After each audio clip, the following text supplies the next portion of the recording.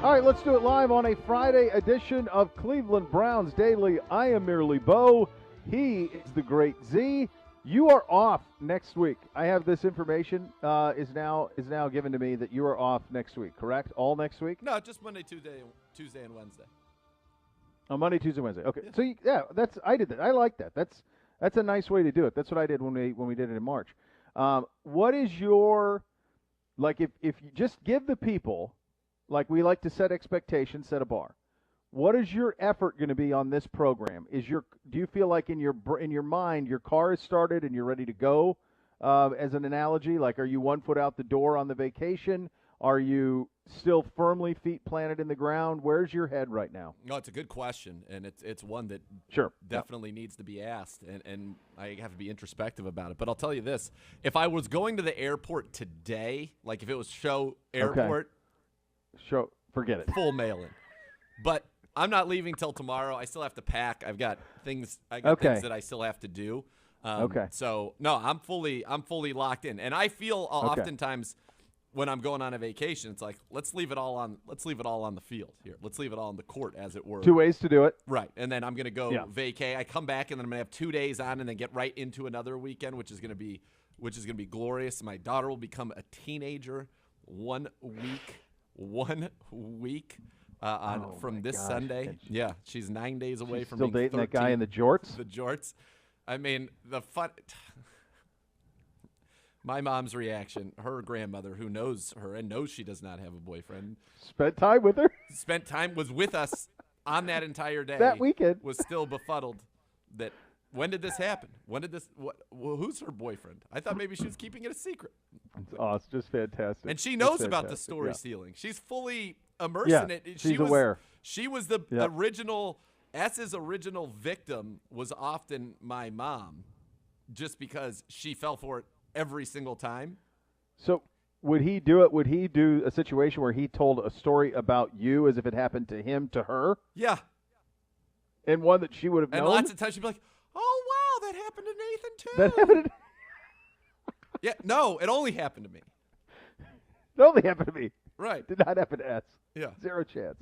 Unbelievable. Oh, that's good. That is great. Yeah, there's a lot of ways to approach it. I think it's key that you're not flying today. If you were flying today, I often say, like, if I'm flying the day I do a show, I just let the audience know you're going to get like a C- effort out of me. No, I'm going to try to give like him an that's A. it.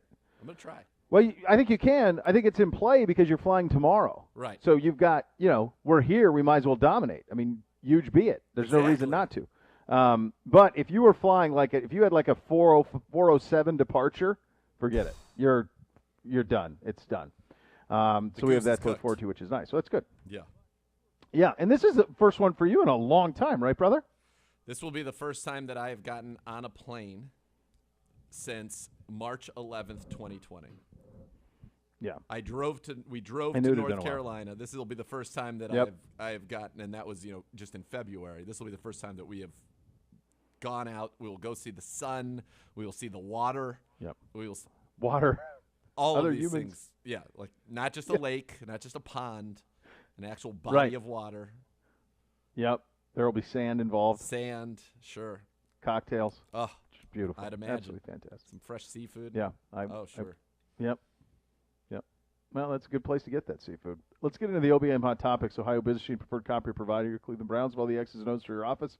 Call them 216-485-2000 or visit ohiobusinessmachines.com.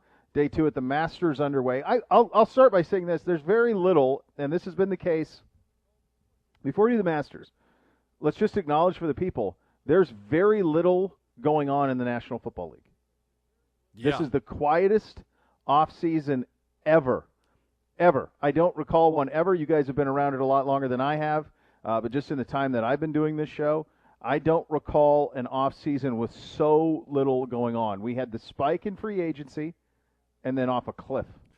Off of a cliff. Off a cliff. Which is how we get into the tales of my mom being duped by stories. So she texted me. She listens to the first 20 minutes because she enjoys our banter for the first 20 minutes. She just texted me, remember I even What do your told kids you? call her? Nana. Okay, so she's the official Nana of CBD. She's the official Nana, yeah. And sometimes in the winter, she's old Nanu when she dresses up like Nanook of the North. She's old Nanu. But she told me, she goes, remember, so Scott stole a bunch of these stories, and it did take her a little while to get it. And so one day she pulled me aside. She goes, "Remember, I even told you I thought that Scott was a little strange that he had like all these stories, and it was like weird that maybe he wanted to be like you." And my mom thought that S at the time was strange as a result of this until she became illuminated and was in on it. But yes, you're right. There's not a whole lot going on. I mean, honestly, I think the biggest news is sadly the passing of DMX, which is that's all. Which I didn't know. I wasn't aware that he was. I mean, you have you have that. You've got the. That's obviously not necessarily football. Sports. But not football, not sports. But yeah, there really isn't. Prince and as a human being that forever you would just see in pictures and didn't know who he was or anything about him, and then you watch The Crown and you feel like you know the guy, and you go, boy, that guy, I like that guy. Yeah, I like his act. I like the way he went about his business on The Crown. Very disappointed by the astronauts. He was very disappointed. He thought that was really going to be a big moment for him. Really was excited, and he was so pumped, and they just totally let him down, and he hated it. It stunk.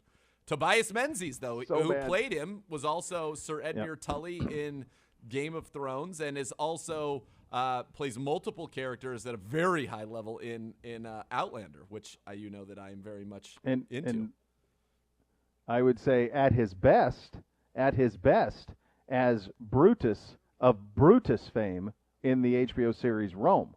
Oh, did not know that. E2. A2 Brute. E2 Brutus. Yeah. Yeah, that's so his. He's a powerhouse. He runs that. What a face. Yeah, he's good at that. He's good as Brutus. I bet he's good. I've never seen anything that he's not good in. Yeah. No. He's got just the right look to him for all of it. Yeah, it all works. There isn't, folks. I mean, there's not. Normally, you have this incredible amount of information that comes out of the combine. You have the information that comes out of free agency. You have information leading up to the draft. Now, this is also part of this is also that we're picking 26th. Yep. So it's not like the intrigue that's happening at the draft, and there is intrigue. It's all at quarterback. It's all really centering around Justin Fields. There's nothing else really that's being talked about other than Fields in the last 2 weeks. And we've kind of outlined in terms of why that is. I think it's pretty remarkable how little has been made or said about Trevor Lawrence just because you know he's going number one. Yeah. And there's no dialogue around him. I mean, someone asked me, like, well, was this like when Andrew Luck was drafted by the Colts? And I said, no, I don't think it was, because when Andrew Luck was drafted with the Colts, the angle to it was the Indianapolis Colts were passing on having Peyton Manning play for them anymore. So there was the release of Manning component to it, which led to Andrew Luck's to be really good, but can he be what Peyton Manning is? And that's what the Colts did at that time. So there was that kind of surrounded it. I don't know that anybody ever thought they were going to take RG3. I don't think that was the case at all. They was always going to take Luck, but there was the angle of he's replacing Peyton Manning. So there was always something to that. Can he live up to that? With Jones, there's none of it. He's playing in a pretty nondescript market. He's replacing Minshew, and it's a known that he's going there. Yeah. He's a Southern kid who went to a relatively, Clemson. It's not in a big town, right? It's a town of 10,000 people. They're a big program, but it's not a. So there's just not a lot to that. I haven't seen anybody have any topics on anything about Trevor Lawrence. Nothing. What I find even more fascinating than nothing on Trevor Lawrence, because it's been widely assumed he would be the number one pick. This is the first time our number one pick was the guy a year ago that everybody said was going to be the number one pick. But that there isn't a long time since that. There hasn't been a lot about Zach Wilson. And I mean, how many people you're familiar with Trevor Lawrence because he played at Clemson and played in big games and all, but not that many people are familiar with Zach Wilson, and yet he's not even being talked about because it's a lock that he's going number 2. I don't see a ton of Zach Wilson profiles and this, that, and it's very interesting. Zach Wilson is nothing. Nothing. No, and I think with Lawrence, you kind of lay out the reason that is, and I think with Wilson, it's just nobody knows who he is. But isn't that the point of these? Nobody saw him play. You know what I really think that we missed this year and it's been a few years, but I think with this group of quarterbacks in particular, is the Gruden's quarterback camp. I think we missed that. Oh, yeah, that was always valuable. I mean, he loved everybody. That's fine. But you actually got a sense of who the guy was. You got to see him, on the film, in the film room, on the whiteboard, on the field throwing. And Gruden would come up with all these, laceless balls and all the different things that he would do to have fun with the various guys. You don't have that. And it also it feels – I don't even think it's because we're 26. I'd say the NFL coverage of it in general – feels a little detached. You don't have any of the worst kept secrets that you would coming out of the combine, to your point. It's kind of amazing. And maybe because there isn't that centralized day where all of this happens and you get a week's worth of just intensive coverage. It's a pro day here, it's a pro day there. In some cases it's 2 pro days. Sometimes it's 2 pro days at the same time. But it's not at all the same. And, I think, isn't it right now that the guys, the 150 or so who are getting the real medical evals, so guys like Caleb Farley, this is going to be huge for a guy like Caleb Farley, and some of these other players, or Jalen Phillips. That's all happening, and you're not really even hearing much about it. And Lawrence isn't going because the only people's physical he needs to pass is the Jaguars. He did the surgery when Urban told him to so that he could work out for Jacksonville. So, yeah. No, you're right. It's just very, very different, and it's the quietest that I can remember. We've had some interesting things, no doubt, but it's just different compared to what it's been, and there just hasn't been quite the information turn that we're used to. There's a lot of factors to it, and I think all of them contribute. How much of the Masters did you watch yesterday? I was watching a little bit. I mean, DeChambeau's meltdowns were just so prolific. It is, and when he's leaning into being kind of, you talk about Koepka doing it, and he'll lean into being the heel at times. When he does that and he's playing well, it's fun. When he's just whining and hitting the ball off the reservation, it's not fun to watch. Mm-hmm. It's kind of annoying. No, I think there's a difference between being a jerk that you admire, like how much they're a jerk. Sure. And then being whiny and bratty. And to me, he's the latter. Yeah. He's whiny and bratty is the way that he goes about his business. So I actively root against him, and it's your fault, dude. Like, he's throwing these fits as if it's somebody else to blame. No. It's you. You have the stick in the hand. That's it. Nobody else. Like, the course is the same for everybody, And he just, when Gibby dropped that information on us yesterday, it was a great job out of our Masters correspondent, Gibby, who had those details about, whatever this book that he couldn't have. So, like, as soon as that information was given, like, if you had that information before we made our picks, would you have still kept him? No, absolutely not. I would have taken Justin Thomas. Because you knew how it was going to go. Yeah, it was over. When you're already making excuses and whining, it's over. Golf, you have to mentally be. It's over.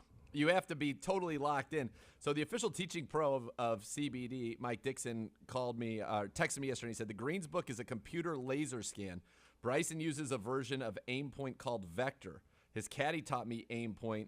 He said it's kind of like cheating, basically. He said, I'll use it in our tournament. That's what he said when he comes and plays with us. But because he's going to be our fourth. That's right. That's right.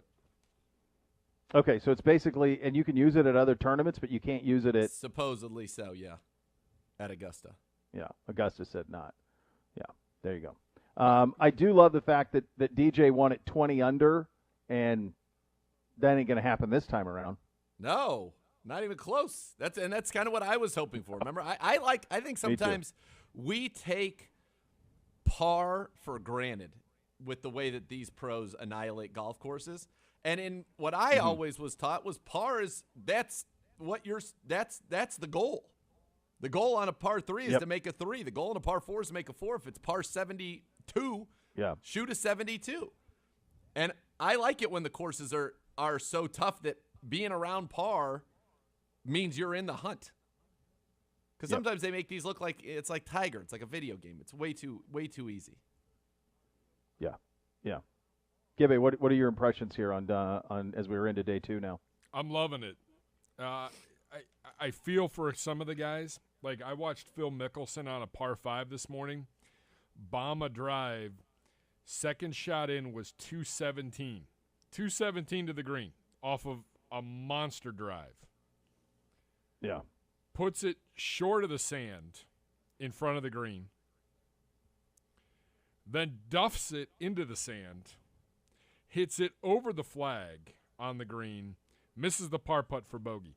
5 strokes from 217 in. Jeez. And I'm like, hey, been there. Usually pretty frequently. It's an intense. When you hear what they're talking about with these greens when they're rolling like this, that if you're not even in the proper side of the fairway, that you don't have the right angle into the green, and that lots of times you have to hit fade so that it fades into the hill so that you can stop it, or draw it into the opposite hill so you can stop it because it's so impossible. There was one yesterday with an 8 iron, which is a pretty lofted club. That's a shorter iron, where DJ on one of the par 3s hit it and probably landed within 3 feet of the flag and was 25 yards over the green. That's hard to do and that's sometimes why when the British, some of the Americans struggle, because Americans, by and large, this is a generalization of tour pros in America, play the game in the air. Whereas in Europe and when it's this hard, you have to play a lot of the game on the ground in terms of where you land the ball and let it run, as opposed to being able to just throw it up, boom, duck butter, psst, and it sits right there. You can't do that here. And then the penalty for missing a putt, to put a putt at a speed. Did you see the Justin Rose? Where it can go in, if you miss, you're going to be at least 3 or 4 feet back. What hole was that with Justin Rose this morning where he didn't make the hill on the green and it came all the way back to his feet? It's brutal. I don't remember which hole that was, but it's brutal. It's brutal. It was early on in his round. I was going to say, was that 3 with the false front? It could have been, yeah. Because he bogeyed 2 of like the first 4, 2 or. He bogeyed 1, then he birdied 2. But yeah, there was one where he was, I can't remember, I just saw it as the ball was in motion, so I couldn't see if he was putting it or if he chipped it. But he was just off, and he didn't reach the shelf. He got it almost to the shelf, but didn't reach it, and the ball came all the way back to his feet. The best part of this is I dare any of them to complain about it. No way. That's what it is. They will never they'll never come back again. No. You're out. They're done. They evaporated Gary McCord. He used Gone. to be so entertaining, too. I used to like Gary McCord. So great. Not here, Gare. See you on down the road. Not having it. Where is he now? It's amazing. I don't even know where he is. I think he's still with he was with CBS still for a long time, but he couldn't go to the Masters, so he would do all the rest of their stuff. He said it looked like do they the buried Masters. elephants, right? That was his critique. No, it was that the greens were bikini waxed, is what he said. Yes. I thought he said something about the elephants. He may have said that too, but that wasn't the big offense. That was the deal breaker. When he was shilling. We'll see on down the road, Gare. The TaylorMade, the burner bubble. Are you guys? Yeah. Oh, those are great. When they came out, we're going to put a bubble at the top of the shaft, and that's going to somehow make this way better for you. And we all bought it. I bought it. I thought those were beautiful clubs. The black and the copper together. I don't remember the TaylorMade burner bubble. Golf at that time. Oh, it was huge. The bubble shaft. That was like their big innovation. I'm looking at it right now. I bet that had to be late 90s, mid to late 90s. Oh, yeah, I wasn't playing golf then. Or remember the Oh, yeah. I remember the look of these clubs, though. Everybody had them. And then remember the Top Flight Magna, I believe it was called, which was bigger. It was a golf ball that was bigger than the standard golf ball. Okay. No, I don't. That was all the rage for a while because it'd be easier to catch a piece of the hole. It was more stable. You could supposedly hit it just every bit as far. It was just a slightly bigger golf ball, the Magna. Yeah. We've gone through a lot of different things. Yeah, the old school Big Bertha. That was the first big purchase of my life. Was a Big Bertha 3-wood, and I mowed a lot of lawns and saved up my money. I remember it was $239, and I got that 3-wood, and I love that club. Loved it. It's funny when you watch the Golf Channel, which I do for the majors or stuff like this. Because they, on Augusta, there are no commercials. We don't believe in it. We'll take care of it ourselves. You can do 4 minutes. That's it. But for the Golf Channel this morning, as they were showing people on the range and stuff, and you see basically every commercial it's either like a retirement thing or it's something about game improvement. Yeah, equipment. Some sure. ridiculous club. Yeah. Everything's a game improvement gimmick, and they're all just nonsense. Get rid of your slice in 15 minutes. Yeah. That's always. Oh, yeah. You'll never slice it again. Okay. Never again. Funny, because I see a lot of people still slicing the golf ball every time I'm on a golf course. A lot of people really suck. Tons they of slicing. Suck. I think it's happening all the time. So whoever said that on Twitter the other day, they're right. It is the most played game that people are bad at. Your average person is awful at it. Yeah. Yep. And yeah, loves there's it no anyway. question. And yet you still keep coming back. It's the idea of it. It's the gentlemanly thing that I think people like. It's the kinship with your buddies. Sure. It's that part of it. It's 4 hours uninterrupted. It's a walk in nature. Like that's the appeal. That's the appeal. And it overcomes the sucking part. But you're always going to hit one pure. You're always going to have a great Sure. moment. Oh yeah. And typically, the worse you play, it usually happens on the 18th hole, as though just to be like, you're not leaving this game. And you get it on the 18th hole, you're like, oh, yeah. Oh, still. Well, I'd like to run right back out Burns there. Give that me fire. 18 more. Yeah. Now I've got it. Now I'm hot. Now I got it sorted out. Yeah. Off to the right. There was a year when S really got into golf. Yeah. And then he retired, but he says he's coming back to the game. Well, that remains to be seen. But he was taking like a lesson, literally, and this isn't even an exaggeration, literally every single day. He would have a lesson every day. Oh my gosh. And every day he would call me. He'd be like, hey, I got it. I got to do this. I got to do that. I got it. Yep. But that's the beauty of golf. That's where it is. You always feel like you got it. You never have it. I don't care how good you are. You never got it. I'm surprised because that's kind of an obsessive characteristic. I'm surprised that would apply to S. Yeah, I'm sure that would apply that he would do a lesson every day. That's very, very surprising. We're going to have a lot of fun on the program today. We will go around the league coming up next. Off and running here on a Friday edition, Cleveland Browns Daily, 850 ESPN Cleveland.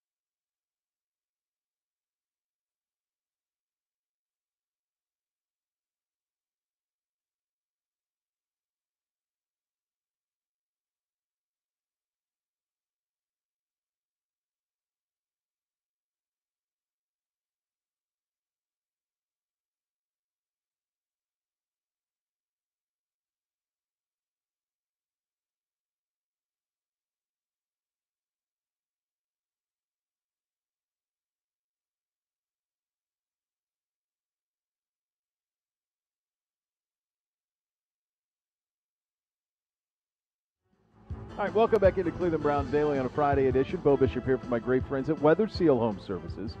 You need a roof replacement? Would you like to replace your roof for the last time? I know that you would. That's the benefit of choosing a metal roof from Weather Seal. Metal roof technology, materials, styles, and colors have improved significantly. They are beautiful, nearly indestructible, and affordable. Plus, with a new metal roof, Weather Seal includes a 6-inch gutter upgrade and up to 7 years, 0 interest. That's right, 7 years, no interest on the financing on that. You give my guys a call at 877-351-SEAL or visit WeatherSealHomeservices.com. That's 877-351-SEAL or visit WeatherSealHomeservices.com. Let's go around the league. This from Chris Mortensen, that Jerry Jones is infatuated with Kyle Pitts. Gibby wants to know, if they got him, would it be the NFC's number one offense? I mean, how many receivers do you need out in a route? I think what Jerry Jones is infatuated with is when he thinks of the heyday of the Dallas Cowboys. Yeah. You know, Jason Witten, go back to Jay Novacek, who wasn't obviously a Kyle Pitts, but they always had that real strong tight end presence. And Blake Jarwin, while he is nice, is not necessarily that guy. And so he's saying, okay, so if you give me Amari Cooper on one side, you give me, and he's probably thinking, this is, Michael Irvin, Alvin Harper, Novacek, and Emmitt Smith. You give me, Amari Cooper on one side. You give me CeeDee Lamb on the other side. They've got the kid from Baylor, Williams, as well. I mean, they'd have 3 receivers plus Pitts plus Zeke plus Dak. How are you stopping us? Probably not. Probably not stopping us. That's probably the answer. No, and I don't see any scenario. No, I mean, you'd have to outscore them is what you'd have to do. I don't see any scenario how they could get up all the way up there to get it. Where are they? Where are they picking this year? They're outside of the. They did not make the playoffs. No, but they're not in the top 10. They are. They're 10th. Oh, they'd have to give up. They're 10th. Oh, they're 10th? Okay. Yeah, so they could get to 7. They could probably get to 5. I think you have to go to 5, don't you? If the Bengals you have to call Cincinnati and go to 5. Call the bluff and the Bengals pass on them, you've got the Bengals would pass on them. 6 would be Miami, right, who I think should take them, but they might be thinking a receiver, or lots of these have them taking offensive linemen now. So you could go to the most recent mock we talked about had Arizona trading to 7 to take Pitts. Yeah. So I think you want to get in front of Carolina. I think Carolina would take him in a second. Yeah, I think that I kind of get the feeling Cincinnati's going to take Jamar Chase. Is kind of what I think they're going to do. So interesting. That's the way that I think that they will do. And I understand it from the standpoint of Burrow and really Chase, Pitts. They're both receivers. I mean, Pitts, he's a tight end and honestly he should reclassify as a wide receiver because that's really what he's going to be. He's not going to block. I mean that's what he is. He's a wide receiver. So. And he really should go by that because when it comes time to get paid, he can be compensated more as a wide receiver. But either one is going to be a mismatch, just a matter of which way you want it. If there's a familiarity with Burrow, I guess I understand, why they would want to do that. Be interesting to see if they're aggressive enough to do it. Like, would you? I don't know. Like, would you give up next year's number 1 to move up 5 spots? He's aggressive enough to do it for sure. It's Jerry. Yeah, he'll do anything he wants. Jerry. Yep. I don't know. I think if I'm the Bengals, I want Pitts. But I understand why you would take Chase. I mean, he's a star, and he played with Burrow. I mean, that makes all the sense in the world. You've always loved having, A.J. Green. It was Chad Ochocinco before that. You've always had that real number 1 guy. Now, it just feels like, to me, they're bigger. He gets deep, too. Like, he would be able to get deep, which is something they weren't able to do. They really struggled throwing the ball down the field. Yeah. So Chase would give them an ability to get deep on the outside. Pitts would provide you the same thing in the middle on the hashes and all that. Yeah. It's just that Chase would do it, on the outside. So both guys will accomplish similar things, I think, for them. Well, I'm with you. I would go Pitts if I were them. You'd have Higgins on one side, Chase on the other, and Boyd in the slot where he's very dangerous. I mean, they would be either way. Because guess what? Pitts is just going to become a stud slot receiver. You can flex him all the way out wide if you want. You can do anything with him. The guy runs 4.40. He can get deep too. He'll be just fine wherever you want to put him. He's going to be just fine. Yeah, they're in a great spot, but they also are in a great spot knowing the quality of this draft. That if they move back to 10, for example, and got something really, really good, they're still going to get a stud at 10. Oh, yeah. Oh, yeah. You could get Jalen Waddle at 10. You may get Devontae Smith at 10. Sure. Yeah, for sure. Yeah, you're going to get a really good player at 10. So that's – and I understand, yeah. You think about if you bank that Cincinnati's going to go chase and then you go into 6 with the Dolphins, I could see the Dolphins, and they're in a position still where they're, accumulating assets. I could see Miami taking the bait on that for sure to drop back to 10. That's not that far. You're still going to get a great player at 10. Yep. Might still get the tackle you want at 10, to be honest. Yep. Could still get that if that's something that they really covet. Juju Smith-Schuster says the Chiefs were his number 2 choice, not the Ravens. Should he be saying that after re-signing with the Pukers? Look, I think when you play in Pittsburgh, the last thing you want to do is say, yeah, it was either here or Baltimore. I'm surprised that he's going to this degree to go ahead and let it be known. I think he's saying this. I really didn't want to be here, but I am here, but I'm not going to be here for long. I think he's setting the stage for his imminent exit from Pittsburgh. It's a there wasn't much of a market. No. There's not a market. It's like we talked about this a couple months ago. Like the receiver position, unless you have elite traits, the NFL is going to start treating it like running back. We are already. We saw it this year in free agency. It's being treated like running back, that unless you are, Derrick Henry, Nick Chubb, somebody like that who has an elite trait, Christian McCaffrey, those type of guys, if you have elite traits, if you don't, it's not going to be there for you. And the best example is it's even more so than at running back. This receiver group that's coming in, so good. I think it's and like cheap. 10 deep. Yeah, and cheap. They're on rookie so why am I contracts. paying? Why am I paying? Like, is Juju Smith-Schuster at a premium price better than Rondale Moore would be in the second round? Probably maybe not. a little, but I don't know if it's a lot. Right. And Rondale Moore can actually do some things that Juju Smith-Schuster can't do. Correct. For cheaper. Juju, though, to his credit in this case, now that I'm reading the comments, told it like it is. He said exactly what we've been saying. He told it exactly like it is. He said Lamar's a really run-heavy offense with the backs that he has. I'm just being facts. His number 1 target was Mark Andrews. He's a tight end. Facts. That's why receivers didn't go there. That wanted to try to have a 1-year blow-up. Said, I'll go back where it's familiar. I'm surprised he didn't go to the Chiefs. I am surprised he didn't go to the Chiefs. If I were him, I would have. Well, maybe it was money. It could have been $1.5 million difference to go to Pittsburgh versus going to Kansas City. It could have been $1.5 million or $2 million, and that's enough. Who knows? The other issue is while Claypool is very good, Deontay Johnson is very good. He's probably the number 1 in Pittsburgh. Mm-hmm. He's the number 3 in Kansas City. Like the discussion begins at number 3. Kelsey and Hill are. I think he. Clear 1-2. Yes, and his chance of putting up stats is better in Pittsburgh than in Kansas City for the reason that you just mentioned. Former NFL linebacker LeVar Arrington says on FS1 that Bill Belichick needs to win this year to keep him off the hot seat. I don't think there is any sort of hot seat. He says having the type of season the Patriots had last year make you rethink a whole lot of things that you did in the past. That seat is warm for Bill Belichick, and that may sound crazy to some people, but Bill Belichick has to have a good season this year. And you know why? Because there are whispers. It was Tom. It was Tom. It couldn't have been anything else but Tom. And Bill Belichick has to show before he gets too far away from Tom Brady leaving that it was not Tom, that it was in fact and indeed the system of what Bill Belichick built in New England. There's obviously glimmers of truth to some of this, but the idea that the seat's hot is insane. The seat is not hot. No. It was the combination of both of them together. I mean, when they were winning early in Tom Brady's career, they were not winning because of Tom Brady. Like people probably romanticize people think that he's period. always been like the MVP, but he was not. Not at all. Bill Belichick is he's the greatest coach ever. I think his resume speaks for itself. Tom Brady's also the greatest quarterback ever. Joe Montana's right there. But to say after 1 year, the discrepancy in talent between the Bucs and the Patriots this year. Oh gosh. Who on the Patriots, off the top of your head, could you name that would have started for the Bucs?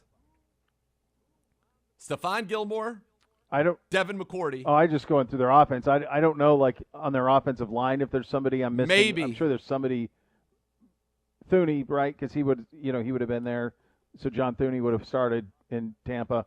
None of the skill guys, obviously. Zero. Defensively, Gilmore, and maybe Devin McCourty. Not much. But their safeties were pretty good. If anything, he should fire himself as the general manager because he can't draft skill guys. He can't draft tight ends. The fact that he has to sign 2 tight ends in free agency because the 2 that he drafted 2 years ago weren't developed. The fact that he went Sony Michel over Nick Chubb, like the things that those things, he's not great at that. Not anymore. He just hasn't hit on that the way that he did. They had a way of hitting on that stuff, especially defensive players. You're right. He's never really been great at drafting. Getting Gronk and Aaron Hernandez, like that's a pretty savvy job of drafting. But you go all the way back to Jabbar Gaffney. Like he's been trying to draft a receiver to play there forever. Chad Jackson out of Florida in the early second round. They've taken a bunch of guys like that have not panned. N'Keal Harry, now it already sounds like that. The bloom is off of that rose. That was a first-round pick. Yeah. They were drafting, I remember for a while, in the corners too in the early rounds that were not doing as well for them. Dev McCourty was a very good pick. Stephen Ridley and Sugar Shane Vereen had a nice couple years together, but they really have not. Larry Maroney, they have not been great drafters, certainly not at skill positions, and have spent a lot of draft capital on it. A lot of first and second rounders, yeah. Yep. That's where they've come up short on that front. He is right there. Where he is a good GM, though, is from a strategic standpoint of he'll get rid of people when people don't think he should and get great value back for them and give himself as many swings at the plate as he can because I think he knows inherently drafting is not that easy. But they do find those gems like a Patrick Chung who's been a great starter for them for years. They find a guy. Defensively, for sure. For sure. He finds offensively, those guys. not. Just not at all. No. The best people they've gotten, no, just not. Wes Welker. They stole him. They do a good job of identifying, veterans who can come in and play in their system at a high level. Obviously, Randy Moss is the biggest name there.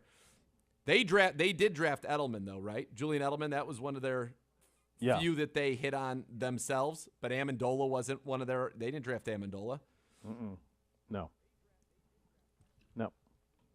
it's not.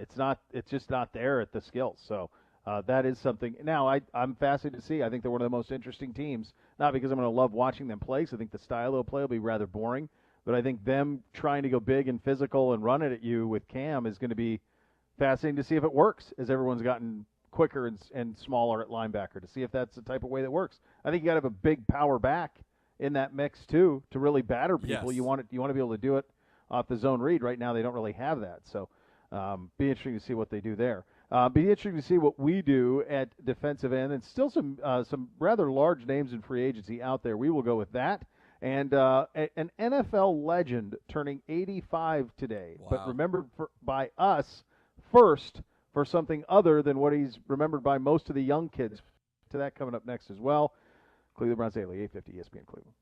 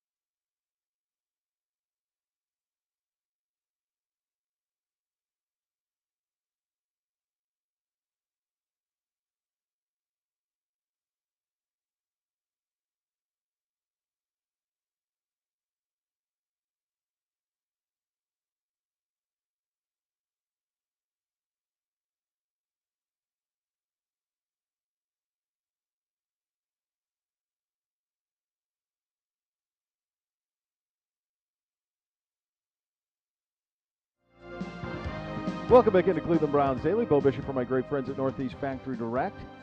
Sick and tired of your outdated kitchen? It's the perfect time to upgrade, my friends, and go to Northeast Factory Direct to do so. High quality, name brand furniture, hot tubs for about half the price of the fancy retail stores. But at Northeast, you can also get high quality cabinets for 60 to 70% less than at the expensive kitchen remodeling stores. It's very easy to do. Make an appointment, bring in some basic measurements, and they're going to walk you through everything. And this is the best part of it. The appointment and the design, those are free. That's a rarity. Northeast Factory Direct cuts out all of the costs associated with traditional stores, so you can buy nice stuff at really nice prices. They also have 0% financing available. So if you're thinking about remodeling your kitchen, it's simple. Go to northeastfactorydirect.com and schedule your appointment today. We got to get somebody on who can tell us if Justin Houston is a scheme fit for us. I got a couple guys that can probably do that. Yeah, I wonder. Because very productive. I do wonder, like, what would we rather have? Would we rather have Clowney or Houston? Like, if all things were equal. Sure. Because statistically, Houston is superior in the sack game, but is that what we're looking for? Does Clowney, because Clowney plays the run really at a high rate. Really. He generates a lot of pressures. He just hasn't had the sack numbers to really ever go with it that you would expect. Right. So I just wonder which one, if you could have your pick who you want, which one's the better fit in terms of their game? So my guess is, and again, this is a guess, and that's why it would be great to ask Joe Woods without saying that question, framing it that way. Say, hey, Joe, what is it? What are you looking for out of your end position? Yeah. And I think that my big kind of thinking on it is when you play in that wide 9, you've got to be able to be a pass rusher, but you also must be able to play in the run game. You've got to be able to do it. Now, if you said at the end of the day, what's more important, pass rush is always going to be the key. But you've got to be somebody who can be out there. Now, you can be creative with the fronts, and you can throw, your linebacker on that side or get a safety down on that side, put Billings with him, closer to him on that side to try to eat up some of the blocks if they're and he just has to make sure he gets outside and funnels everything back inside to Billings. The truth is, the most disruptive guys in the NFL and the ones who get paid the most are not defensive ends who stop the run, it's defensive ends who get to the quarterback. You never hear when a guy's getting to the quarterback effectively, oh, well, yeah, but he stinks against the run. Okay, great. Right. You want to try to, kill me by 1,000, needle pricks? Fine. But I don't want to be taken out via the pass. Ned Stark. Yeah. No. I do not want to be Ned Stark. There's no coming back from Ned Stark. No. Unfortunately. Shocking. Yeah. Really. Shocking. In the moment. Really shocking. Yeah, it was shocking when that happened in the moment. Kind of set the table for everything that followed. So that that would be an interesting conversation to get the scores on that in terms of what you're looking for there. It's a good job out of you answering that question. John Madden is 85 years old today. Boy. Which is makes sense. He's got to be. I mean, that makes sense to me that he would have to be. He is most known now, I would say, by far for the video game. Yeah. By far. There was a time when he was the color analyst of record doing the NFL. I don't even know who I would say was in the conversation. It was Summerall and Madden. The end. Yes, now, that was it. That could be because I gravitated to the NFC games as a kid. I don't even know who would have been the NBC. They had the AFC package. Is that a Dick Enberg? Dick Enberg, Merlin Olsen, maybe. Merlin, yeah. Yeah. Okay. I don't know. Hold on. I'll look up. Yeah. Cricky and Trumpy, Bob Trumpy. Yep. Hated here in Cleveland. Well, that would have been, I'm sure they did a lot of Cleveland games, but was that their A team? I don't know. Was that the NBC A team? Madden and Summerall, that was the late afternoon Sunday book it. Done. They were in San Francisco. They were in Dallas. They were in Chicago. Dallas, they were in Washington. Yeah, they lived there. Yes. That's where they lived. They had those games. So I would imagine, in my mind's eye, more Dallas Cowboys than anybody. Well, that's your thing, early Summerall's 90s. a Dallas guy. Oh, yeah, sure. Yeah, early 90s through. And then, late 80s, of course, it would have been 49ers at that point. would have had a lot. And then it went around. I mean, Washington had great teams, and Philly had great teams, Chicago had great teams, and the Giants, but they were synonymous as that. Monday Night Football at that time would have been Michaels, Deerdorf, and Frank Gifford. So those were your three. That's your three options for the A list. It was Al Michaels, Frank Gifford, and Deerdorf on Monday Night Football, and then NBC, Dick Enberg and somebody. I assume Dick Enberg was the number one, but I don't know. Yeah. According to this, in the 80s, Dick Enberg, Merlin Olsen, and then Cricky and John Brody, Charlie Jones and Len Dawson, Nover and Bob Trumpy, Bob Costas and Gene Washington. Yeah. They're not Summerall Madden. No. Who else would you put on that? You do a Mount Rushmore NFL color analyst. Who do you put up there with Madden? Madden would be the George Washington of the gig. So I would have, and this could be. It's hard to say it right now because I feel like he ended 2021 on a pretty down note, but I'd put Romo on there. Sure, you would. I knew that was coming. But I felt that at the end of the end of the last season, he was not at his best. No, I just think he was kind of monkeying around. Like I don't think everything was a big joke. Everything was an inside joke. Yeah. I don't think so. I would have Chris Collinsworth. I think would have to be on there. To me, he would be like the Abraham Lincoln. If Madden is Washington, then the Abraham Lincoln is Collinsworth. So I had Madden, Collinsworth, Romo, and then I had two more names that I wrote down, which were Gruden and Jaws. I used to love when Jaws. I thought Jaws was great. Yeah. I really enjoyed it, his zest for the game and all that. Gruden is probably the most entertaining on his own, just from a pure entertainment standpoint, but it's also a lot. Like he's a shooting star. He can burn out. It can get old. Yeah, it's a full day. Yeah. It's a full day for sure. Man. There are a couple of guys who there's a guy who was awesome at it and was the heir apparent to Madden was Matt Millen. Was awesome. He was. But he went and ran the Lions and it fell off a cliff. Yep. And they haven't been able to do that. Randy Cross was excellent. Great at Remember college. Randy Cross, he does a lot of he's good in the college game. You I think Phil Aikman's Simms, fine. Or He's fine. Nance's original, better partner. Troy Aikman. You have Jaws. I always learned a lot. When Spielman calls a game, I always learn a lot in terms of the way that he explains the game. He's with the Lions. I think, honestly, the one that I think's the very best at it going right now is Herbstreit. Is I think the best one going. He does a great job. He's incredibly likable, so that helps. He has his energy and enthusiasm for the sport comes through, but he also you learn a lot. Like he's good at that too. So he's kind of the rare blend of that. And I think Romo had some of that going for him early, and then last year it just got silly. Yes. I'd add that I think has the potential to be there in a very short period of time, who's actually a good friend of our show, is Charles Davis. I enjoy listening. Yep. Ian Eagle and Charles Davis, to me, is a dynamite That's a good team. pairing. That's a great team. That is. Yep. That's a good call on Charles Davis. Yeah, that's a guy who just has worked, man. And he couldn't be a nicer guy. Could not be a nicer guy. No, he's great. He's absolutely great. He's great. And then for us, Deke would be the fourth on mine. Got to get Deke in there. The Deke. It's my guy. Legend.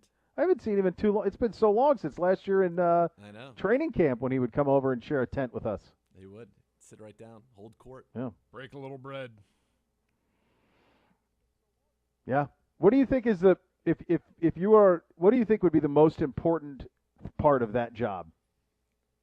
Like if you are hiring somebody to replace, like the guy who I just know would be great at it is Peyton Manning. Like he would be off the charts because it would have the combination of humor, insight. He'd have everything. I just don't think he wants to do it, but he would. I don't think he wants to work like that, but he could if he wanted to, and I think it'd be a layup. The first thing that you need to look at is can they present the information in a way that is easily consumed by the audience and that is fun, that it's fun. Jason Witten actually had some good insights. It was just the packaging couldn't have been worse. The delivery of it couldn't have been worse. The delivery was so tough. stiff. It's got to be somebody. Yep. So start there. You've got to be able to deliver it in a fun way. Once you can do that, then it's, do you have the knowledge? Are you willing to put in the time, the research and the time that it takes? Do the work. What I've found is when you get to that level, you don't do a lot of that for yourself. It's a matter of taking the time to go through what others have culled for you and being able to then to say it on the air. But it's, I think it's probably to do it if you're doing all of your own research and everything. If it's a 3-hour game broadcast, I think it's probably somewhere between an 8 to 10 to 1 in terms of prep hours per broadcast hour that you have to put in and commit to that. And so if you want to be good, that's it. Yep. That's it. But you got to have the right personality. You have to know the game. Yeah. And you've got to have the right personality. Know the right game, energy. Have some personality. I think you got to likability is a tough one. I think that was something that was tough for Spiels, and I know Spiels, and he is a really likable human being, but I think the thing with him is sometimes he's so smart on football that, and I know the Fox people said this type of stuff as well, he's so smart on football that it comes across kind of know-it-all-y, and you don't want that. That's the tricky thing, which probably kept him from being, into that highest echelon. And he's great. And that's why I put him on my list. He would be on my, my honorable mention list, because I probably learn more listening to him than anybody, because he approaches the games at almost like it's film study. Yep. But I don't know that that's necessarily how you do. Is that the best way to do this job? Like, you have to have a mix of it. Correct. And Madden had that. He had that, and he also lived in a time before anybody on the internet was, scheming up plays. Sure.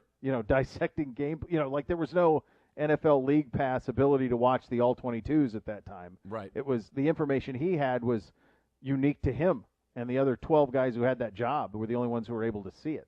So, in fact, there was a great story Sable told at one time about how when the NFL first was like, all right, let's give the All-22 to the announcers, and the NFL team's like, wait, what? No, you can't give them that. You can't give them that. And now it's available to anybody. But by when? Yeah. Tuesday? Anybody can look at the All-22? Yeah. If you want to pay for it? So, yeah. But in those days, it was like, all right, fine. The guy's calling the game, but that's it. Like, nobody else can look at the All-22. And that's how much the game has changed and the way that it is now. But they were great. Summerall and Madden, that was the group. All right, lots more to come here on the program. We'll look for some other NFL news out there, including some stuff from Greg Rosenthal, Kyle Brandt. He had himself a morning this morning, our buddy Kyle Brandt did. We will get to that. We'll get you updated on the Masters. Ellis Williams, Cleveland.com, will join us at the bottom of the next hour. We'll get to all of that coming up. You're listening to Cleveland Browns Daily on 850 ESPN Cleveland.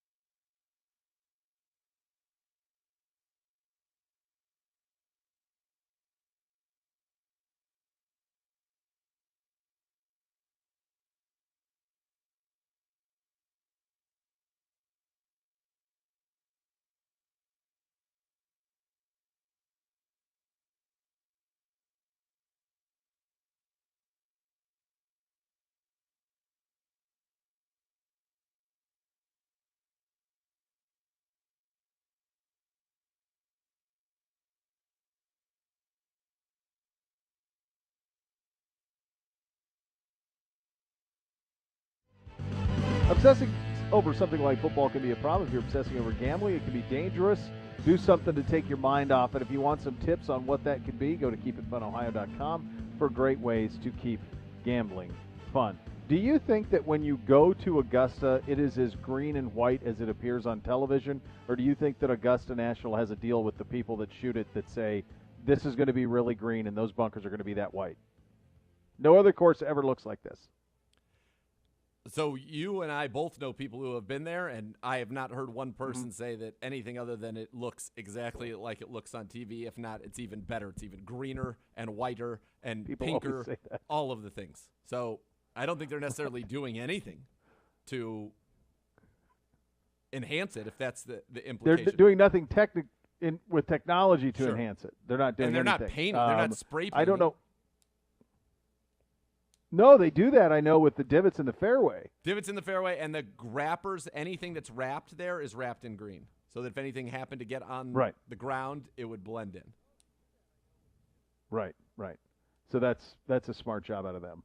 Yeah, it's crazy to watch it. And the experience of the people that are there, like there's 6 people around these greens watching this. It's like wild. Can you imagine if this was like, if you could raffle this off?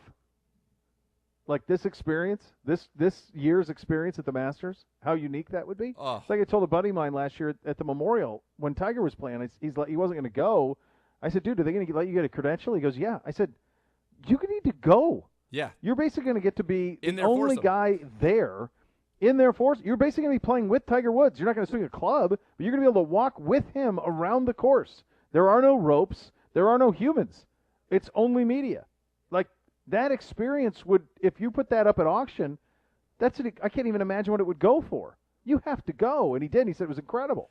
I just got a text from my buddy Corral, and he said, I just got back from the Masters. It was insane. It's like you walk through your TV. And it's exactly what – I'm jealous. Way to go, Corral. What a great job out of him. Good for you. What a great job out of him with that explanation. Like you walk through your TV. Do you remember – Yeah. Do you remember, I want to say, it's probably 10 years ago, that 3D sports was supposed to be the next big thing in TV? Yes. And there was the 1 year. Everyone was buying 3D TVs. Yep. And the glasses and the whole deal. And there was 1 year where they did a 3D broadcast of the Masters. And I remember watching it in the 3D. And what struck me about that relative to TV that is not 3D, although the TV's now, I'm sure, from 10 years ago, the sharpness, the picture, all of that, the high-definition nature of it is minimized. And I think that's what they found, is that we can kind of create that effect with the quality of the picture, is that you on TV, and this is what people used to tell me who would go, is that you can't appreciate the undulation and the elevation changes from TV. But that year on the 3D one, you could. You got a real sense of how the elevation changes on some of these holes, the hills, how big they are, the undulations, all of those things. So that, I think, and that's why this course is so bananas. That's why it's so tough. Yeah, and it's why it's one of those things that with huge HD TVs, even 4K, you can see that you couldn't previously. Yep. Previously, in the old days, when you would watch in SD and you'd only get to watch the back 9 on Sunday, you had no appreciation for how much the elevation changed. And I remember speaking to guys who played it, when I was down in Tallahassee 20 years ago, and that was what they said, is you can't even wrap your head around how hilly it is. And that's what I feel about people who haven't played Muirfield. Like, I don't think people understand how hilly Muirfield is. Gibby, I know you've played it. It's a full day walking around that place, and I don't know if it picks up on television exactly how hilly it is. But when you play it, you feel it. Yeah, it's brutal, man. Like, again, the one place where I'll take some warm-up swings and the one place that I'll spend extra time stretching, there.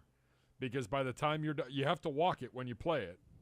And it is... Yeah, you can't, no carts, yeah. No, it is crazy how hilly some of those holes are. Some people can have carts. Yeah, me and my buddy Jack. Right? Not schmucks playing Jack. the media I respect day. Jack. That's not even who we're talking about, Gibby. No, it's his course. He's driving right on the greens. It's his course. Right on done whatever he wants with a cell phone. Own set of rules. Own set of rules for some people. Yeah, but that's the thing. But you can see it here. You can see it in today's TVs with large screens. You can see the undulation. You can see the slope of it. So, yeah, it's funny. It's amazing that there is a place like that, and it's got to be the most known golf course in the world for all of us, because it's the only place they play. So you know it like the back of your hand. You've watched it your whole life. You've watched this course. Yeah. So yeah, it's got to be surreal the first time you walk to 11, or you go to the tee on number 10 and think about what's coming at you. It's really, really wild. This from Greg Rosenthal, NFL.com. His AFC pre-draft roster reset hierarchy. So this is essentially a better or worse heading into the draft based on what's happened in free agency from Greg Rosenthal. He has them separated, though, not by numbers but by categories. So he has the Bullies, the Chiefs, and the Bills. So he has the Bills in that category with the Chiefs as well. I would almost have the Chiefs alone. I would. Playoffs or bust. He has us and the Ravens. Contenders, he has Indy, Pittsburgh, Chargers, Titans, Dolphins, Patriots, Broncos, Raiders as playoff contenders. You like all those teams as playoff contenders? I'm not sure I do. So I like that we're in the top 4, first of all. I think that's a nice thing to see us there. It's appropriate. Playoff contenders, Colts, sure, but some question marks, certainly at quarterback. Steelers, no. Chargers, sure. Titans, sure.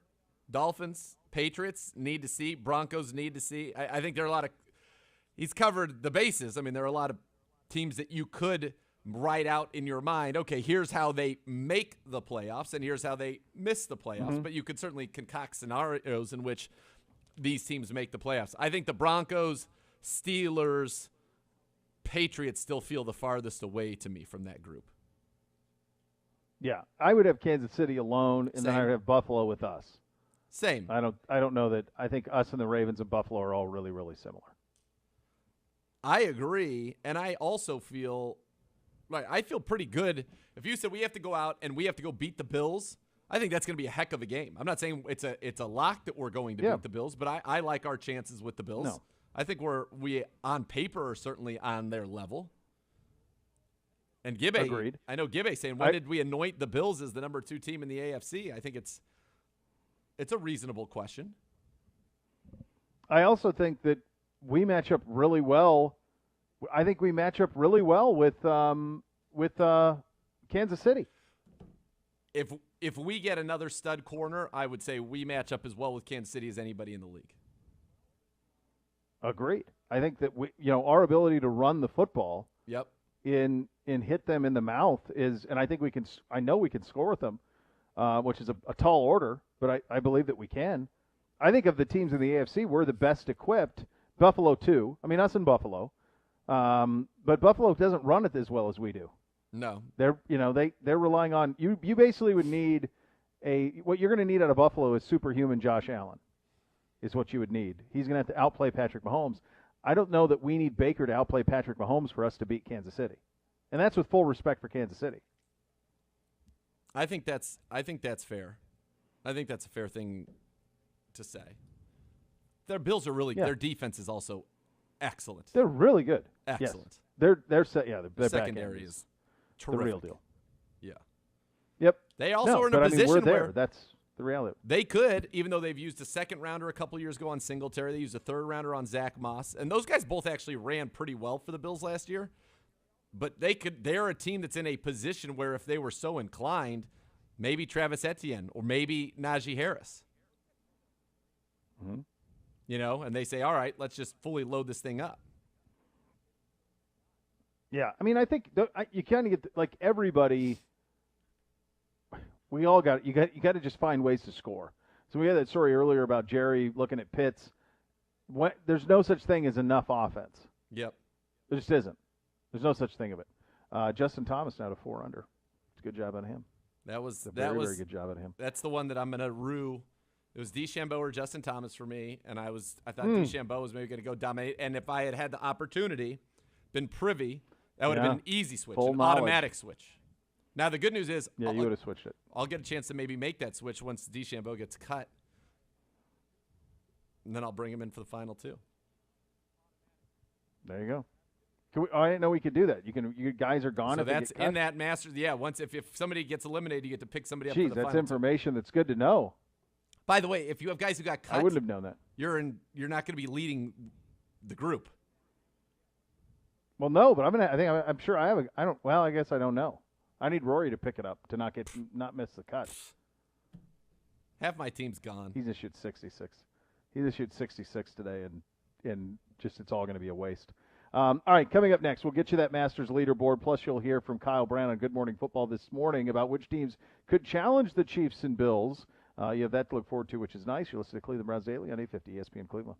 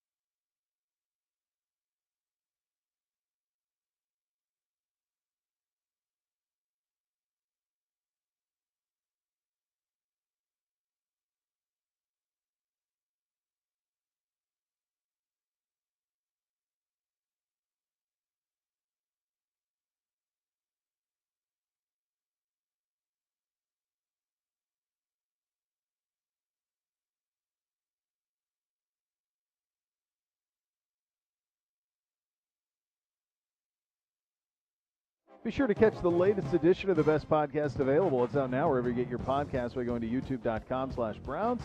Fox Sports college football reporter and writer for The Athletic, Bruce Feldman, joins the Ibs boys to preview this year's draft. Gibby, what are you talking about with Brucey? He's one of the best. He is. We'll actually play some of that next week for you. Very good. For you. Talking good. Different best options at defensive end. So he put out a mock draft, and it's not so much about his mock draft. It's the fact that he talked to he had a certain number of professional contacts and a certain number of college contacts he needed to talk to about each player. So he's got his insight on the entire draft class is pretty expansive and pretty impressive. I asked him. Oh, yeah. So I asked him. I said, Pitts or Moore? And he looked at me and goes, I just want you to know how much I hate that question. And he goes, Pitts is going to be a Hall of Famer. He drops that on the pod. Wow. Well, there you go. That seems like a no-brainer then. It sure does. Give him a gold jacket at this point for the wide receiver, Kyle Pitts. It's very good. Here is your Masters leaderboard. Justin Rose the wheels came off early, and then he got it back. He's been really good on the back. He is back at 7, so he's getting close to carting a par score here. Mark Leishman is there at 5. Weisberger there at 4. Justin Thomas at 4 under as well. Harmon Champ also at 4. Webb Simpson at 4. And so that is where we sit on round 2 at Augusta. This morning on Good Morning Football, Kyle Brandt. Now, give me, is this the clip where he does Macho Man, or is this just the contenders in the AFC other than Chiefs and Bills? This is the contenders in the AFC. I did not pull. I did not pull the Macho Man with all due respect to the person that's on this radio show. You mean Randy Savage? Yeah. From Beyond the Grave? Very respectful. Yeah, no, we wouldn't want to do that. No. Very, very respectful. So here is Kyle Brandt, one of our favorites. Absolutely. On Good Morning Football this morning. He was asked which teams could challenge the Chiefs and Bills in the AFC. Well, it's okay because we're talking a lot about Cleveland because of the draft. And this feels great to say. We have to take the Browns seriously. I don't know when the last time that was said, but I really like the Browns this year. And look, they were in the ring with The Undertaker or Ric Flair, whoever you want to call the Chiefs. And they're trading suplexes, and they showed up to that game. And this was it was a very strange game, and where there was that massively pivotal play about the pylon. Hollywood Higgins. In fact, is this it right here? Might be it. This is the Cleveland Browns season. Maybe it's not, Peter. We never really know. It's kind of highlight roulette. No, it's not. Mahomes was knocked out of this game. The whole thing changed. Chad Henne turns into Randall Cunningham. It was a really strange game. But if you believe in Kevin Stefanski, and for the love of God, how could you not after last year and the improvement? If you believe in Baker, look, I know it's a punchline and it doesn't play well on social media because Browns have a reputation. 10 seconds, stand by. The future is now. I think the Cleveland Browns are going to be really good next year. They could have gotten rid of Odell, and they're like, no, I think we're going to still keep him. We're really talented.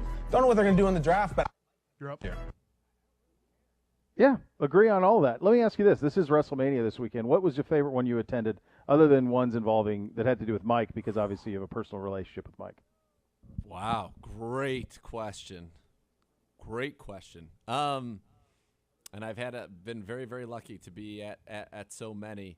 Probably 19 was my first one, and so that one will always be special to me. You had Hogan versus McMahon. You had Rock Austin 3 were 2 of the big matches. You had Lesnar. Angle was the main event where Lesnar did the shooting star press and landed on his head and would have probably killed just about anybody else.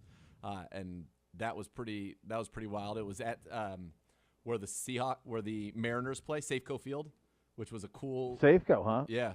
I've heard the outside ones are really, really great. It was a cool venue, and they closed the top, but there's a train that goes by. It was a pretty awesome venue. So that one will always be there. But being at WrestleMania 25, which was Taker, Shawn Michaels, which is considered by a lot of people to be the greatest match of all time, that was a cool one. 27 with Mike was great, but I was in the front row. There have been a lot of great ones. I was in New Orleans when the Undertaker streak was broken. I was there for that. Boy. That was a big one. How did that play in the room? Stunned, just absolute. Everybody was stunned, completely shocked and stunned. It was cool being at the one in Orlando a couple years ago when the Hardy Boys made their return, and I was on the floor when that happened, and that electricity was just nuts. The one match, though, if there's any match WrestleMania from the time that I've really been a fan, which would be WrestleMania 15 on, and then at the beginning would have been, that time, like Hogan match, Mega Powers Explode, WrestleMania 5 would have been awesome to go to. But I really wish, in retrospect, that I was at WrestleMania 18, which was Hogan Rock in Toronto, which is just the most insane pro wrestling match of all time. Not from a gore standpoint, not from anything crazy, just the crowd was out of control. I mean, the fact that Hulk Hogan would back rake The Rock and the place would come unglued from just a back rake, that's just how over those guys were. It was just, that was a magical one. The other one, I'd say WrestleMania 22, Mick Foley and Edge in their hardcore match where he goes through the burning table at the Rosemont Horizon. So that was one of my few small venue WrestleManias because most of them have been stadiums. That was intense, insane, and I can still – they just put on the new WWE Network, which is now part of Peacock. They put an Untold, and so it's Mick Foley and Edge talking about that match. And I'll never forget when he lit the table on fire. And so now you know this is going to happen. It almost was deathly silent in the place for a split second that seemed like it lasted a minute. And you could, I mean, I still get goosebumps even thinking about it. You could just feel the electricity of everybody knowing something completely insane was about to happen and then losing their minds when it did. That was a pretty good one. Yeah.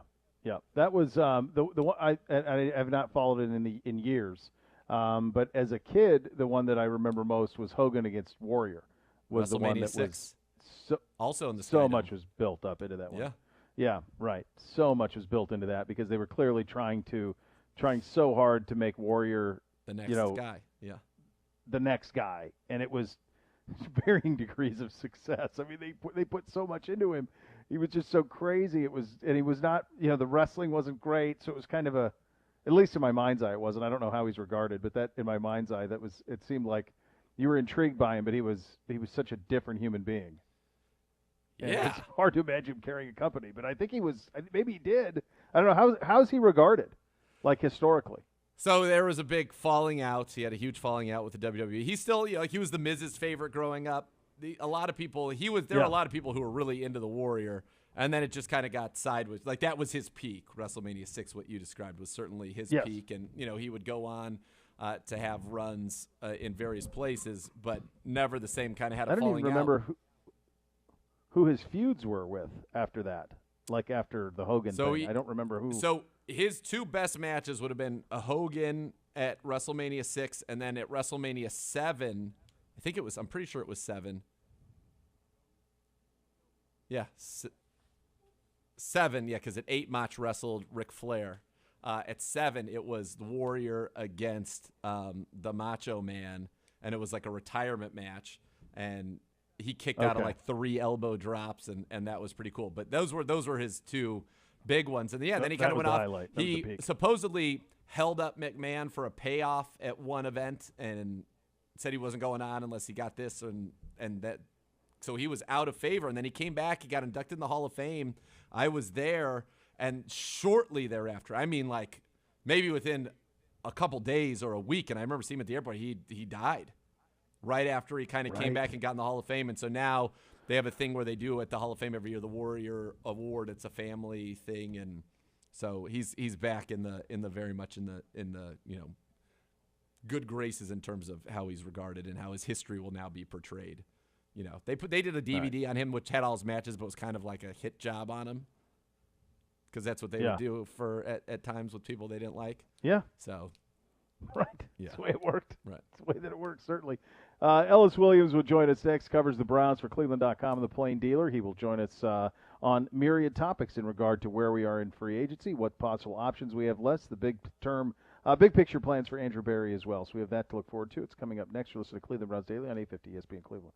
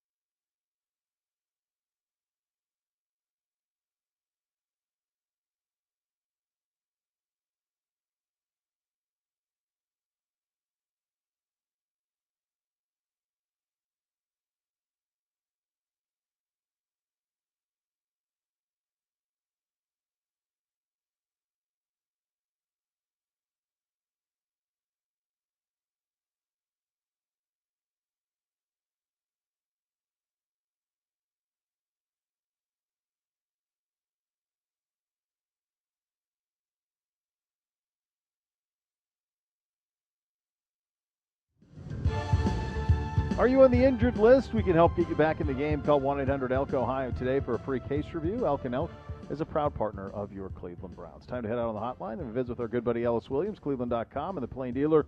Joining us now for a little conversation about where we are 3 weeks to the NFL draft. And Ellis, from your perspective, let's just start big picture and take a look at everything that Andrew Berry has done in free agency, what still could be done. As you look at the roster construction job from AB here, what do you see from your vantage point? What the Browns have been doing has been focusing on what needs to improve and what they can control. And what I saw in free agency was them address the middle of the field in John Johnson and Troy Hill.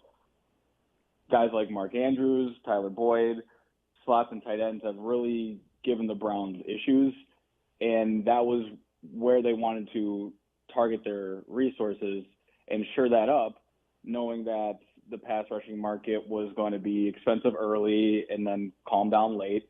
And they targeted a team in the Rams that they knew was going to be cap strapped and wouldn't be able to retain middle tier talent like Hill and Johnson. So it's a savvy start. And as we build towards the draft now, there's still plenty of accessory pieces that need to be added to this roster. But for the most part, all the main pieces are intact. Ellis, as you talk about the roster and think about where we are now, still headed into free agents, or still headed towards the draft, still amidst free agency, what do you see as the biggest remaining needs for this roster? Yeah, let's start with defense. I see this team needing to add an edge rusher in some capacity. Like when you invest the way they did in their back seven, that is a wonderful plan, and it is probably one people around the league would agree with in terms of analytics, that this is a throwing league, that it's better to invest in coverage because they're going to just throw on the outside or across the middle. You easily have the middle of the field open like that. They're going to get rid of the ball quickly. It doesn't matter if you have a pass rush. But ask the Tennessee Titans about that, who had the most expensive secondary in the league last year, yet had the 31st worst pressure rate and made the playoffs with, I think, the lowest sacks ever for a team to make the NFL playoffs. They are desperate for pass rush. They brought in Vic Beasley, Jadeveon Clowney, and now finally Bud Dupree to solve that problem, and they're still trying to figure it out. I'm not saying the Browns are in that boat because, of course, they have Myles Garrett and the Titans don't, but you still need to find another guy that can get after it, as really that void has not been filled since Olivier Vernon went down with an injury, and that other defensive end spot really cost them in that Chiefs game. Offensively, sticking with the Chiefs game, they need to get more explosive. This was a team that ranked 30th or 31st in YAC, yards after the catch. I'd be surprised if they didn't add at least one receiver, possibly two. That it's a talented room, but they need more explosiveness. I think a guy like JoJo Natson would have helped in the Chiefs game. Athletes like that, they just need to get them on the field, get the balls in their hand quickly, and let other things happen. Because aside from Odell Beckham Jr., who we're still waiting to see get on the same page with Baker Mayfield regardless, and I do think that'll work out, but he's really the only guy that you view as a complete game buster. So they need to find a wide receiver and then defensively add to that pass rush. And they're going to add secondary too. But again, these are all auxiliary pieces. The interesting thing, Ellis, about this is let's just start with defensive end. And the names that we hear are Clowney and reportedly mutual interest.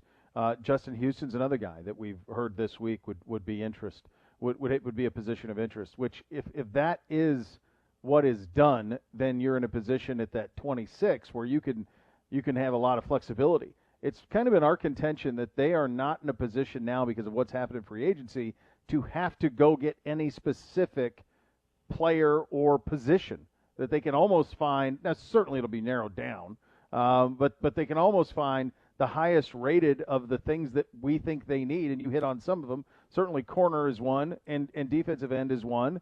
And I'm with you. I think probably receiver, that all of those things make sense. What do you think in terms of the approach to 26 that makes the most sense? Yeah, I think you're exactly right. They can just kind of sit there and chill on draft night, right? Like, this is so different than any other Browns draft in recent history, because they can really let the board fall to them. And even unlike last year, where you knew that number 10 pick needed to be someone that they could plug in and start day one at left tackle, they're not in that position right now. Now, if it's a corner and Greedy's not all the way back, okay, sure, then perhaps you have your pick 26 starting on day one. But that isn't necessarily the plan. they can just sit there and let's say a guy like Rashard Bateman out of Minnesota falls past into the 20s, now they have some extra picks, perhaps they trade up, or they just sit there and see, and if Bateman goes, then they pivot to edge rusher, or if one of those four corners fall, they see Greg Newsome there, all right, they can peg him there in a really nice spot to just let the board fall. If they like a guy, go get him. I'm a huge proponent of going to get a guy if you like him, but if it's really a toss-up and your board matches, your vertical board matches your horizontal board, and you're like, yeah, we can take either 1, 2, or 3 of these guys, then sit pat and let the athlete and the talent fall to you. Do you think, the linebacking position gets a lot, and I know you just wrote an article about it as well, a lot of attention, it feels like, from the outside, that the Browns have this massive need at linebacker. And internally, I don't know that necessarily they see it the same way. How do you see the Browns linebacking core in this defense, and what, where or when or how or if do they need to address it, this offseason anymore? Yeah, I think linebackers are the perfect example of if a stud falls to them, then go for it. It's a position that, because of the way the NFL is shifting and the way Joe Woods wants to play his defense, they can get by with serviceable, above-average talent. If a guy like Jacob Phillips pans out, he takes that year 2 leap, then all of a sudden you're not worried about that room at all. There's a lot of unknown in it, but I think there's a lot of upside that they see in that room as well. So unless it's a stud, just a different type of athlete, a trait guy at 26 at linebacker, and those two names really to me are Parsons and Zaven Collins. People are a little more hesitant on Collins, but I just see a freakish athlete there. If it's one of those two guys, then yeah, that's a high upside difference maker. But if it's someone later in the draft, then yeah, I get adding another guy to the room. But I feel like they already have a nice collection of talent there, and they're just waiting to see what 1 or 2 pop or what combination will work, much like last year. I think you hit on it. I think that's the word. We've been using that word a lot. I think it's trait. Who has elite traits? Yep. That's where you're going at 26. Yep. I think you talk about Collins or Parsons. If Parsons were to fall for whatever reasons, like do you have to have a line? No, you don't need a linebacker. I think and Z said this many times, and to pay attention to the scores moment, you're more happy with your linebackers than the outside world is. I actually like what we have quite a bit. Yep. But all of a sudden, somebody like that drops. Well, that's an elite trait. And I do think, Ellis, and I'm curious your thoughts on this, with all of the jockeying at the top at quarterback, and then probably a skill position tackle run that will come after that, I think it's possible you could get somebody with an elite trait that falls to you at 26. I completely agree, and that tackle run is key. As we've been getting closer to the draft, you're starting to see more of these tackles creep into the late teens, 20s area, and then all of a sudden, because we know the quarterback run is happening, right? And the receiver run seems obvious, but perhaps it's just those 3 guys, and then you have your pick of number 4 there, or maybe it's just 2 and someone does fall because of a tackle run. That's the one to keep an eye on. And because of the Browns, again, having such stability at these core spots, yes, they need an edge rusher. Yes, they need another corner. Yes, they probably need a playmaking receiver, someone who can help early in the season, but you can groom late to eventually fill in as a number 1 guy, build him into that, Calvin Ridley, if you will, how long he's been building in Atlanta. Those are 3 completely different positions, and you can just wait and take the best available and take the guy with the traits that is going to make an impact early, whether it be special teams or on the offense or defense, and then a guy you see as a pillar of your franchise, a blue chipper, year 2, year 3, and so on. Ellis, one I know you've written about, we talked about the linebackers, but also the guys on the edge. And one of the questions we've been trying to get our heads around, or just, positing, thinking out loud, is, what do you think Joe Woods and the Browns are looking for in that edge rusher? Is Azeez Ojulari, who some people think is the best pure pass rusher in this draft, is he a scheme fit? Are the Browns, do you think, worried about scheme fits? Or are they worried about these traits? But what do you think they're looking for out of that additional edge rusher that I think we all know needs to be added into that room prior to the start of this season? Yeah, the Browns will always consider a scheme fit in terms of they're looking for a hand in the dirt, 4-3, more of a big defensive end. But I'll say this about Azeez. He's built a lot like Yannick Ngakoue with just longer arms. his arms are what make him such an intriguing pass rusher. One of the many things that make him an intriguing pass rusher. He's got a nice combination move that it's really his only move, but he's just mastered it already. A little stab, rip, and under that he just shatters tackles with, and he reduces the surface area of the tackle real well too. And with those long arms, you don't see that guy in a guy that stands 6'2", so you think, okay, well, he's not your traditional end, but he can play that considering what we know about Yannick having some conversations, some ties to the Browns, whether it was, before he landed in Minnesota, then on to Baltimore, sure, or just now in free agency. So I think from that all the way to a guy like Jalen Phillips or, Greg Rousseau is a guy I'm not that high on, but that type of build. They're looking for the big type of defensive end. Think Olivier Vernon. That's the type of mold they're looking for. But I wouldn't count Aziz out at all, considering how I see a Yannick there and just his complete skill set. He's ready. Ellis, we're kind of keeping fingers crossed here at corner that somebody falls there at 26, because I think that would be a really nice spot to be in, to be able to get an elite corner who falls. Who do you like in that market who in terms of this film and the study that you've taken a look at? Who do you like best in that market, and who do you think has a chance maybe to fall to 26 and be a good fit? Yeah, let's start with Greg Newsome, who I already mentioned. This is a long corner, 6'1", a guy who really has been coming along and had a really impressive pro day, and he's a guy that now I think has climbed into that top 4. J.C. Horn's another one who's kind of jockeying with that. Is he the 3 corner? Is he possibly the 2? I've seen Fairley fall, which surprises me. I don't think he'll be there. Surtain's probably going to be the first guy off the board. But I think those are the big 4 with Horn and Newsome. Either one there I'm cool with. There, I think there's a slight drop-off there when we're talking Asante Samuel Jr., and that's really just a size thing. And I hate to knock a guy for that, because it's like, I feel like that's what got Antoine Winfield Jr. Picked over from some other safeties, and not saying who's the better player, Delpit or Winfield, not going there, but it was Winfield's size that was really his only deterrent, and look the type of playmaker he's already turned into. But this is the draft. We look at that type of stuff, and for that reason, I think those top 4 are solidified. I think the Browns have a really good shot at Horn or Newsome, and Asante Samuel's a guy who could possibly be there in round 2. Do you expect the Browns to sign a defensive end prior to the draft? Do you think that will happen pre-draft, or do you think they draft one, or do you think they sign somebody post-draft?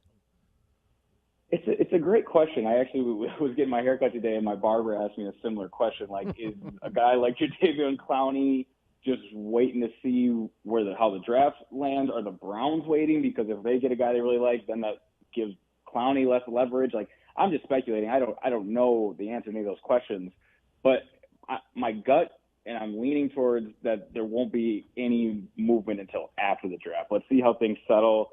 Let's see what happens in the next couple weeks, and then what these rosters will look like, and then you make a decision on an edge guy. That's where I'm leaning, but we could get off the phone and someone could sign in an hour, and I could be completely wrong about this, y'all. Ellis, it's great having you on, man. Yes. You do a great job, and we appreciate you giving us a little bit of your time today. Always fun. Let's do it again soon. All right, that's Ellis Williams, Cleveland.com, and the Plain Dealer. I like him a lot. I like his stuff. Yeah. He writes a lot of good stuff, thought-provoking very good stuff. Like having him on. And he's diligent. Very, very strong. It's well researched. It is well thought out. It is well articulated. He's very good.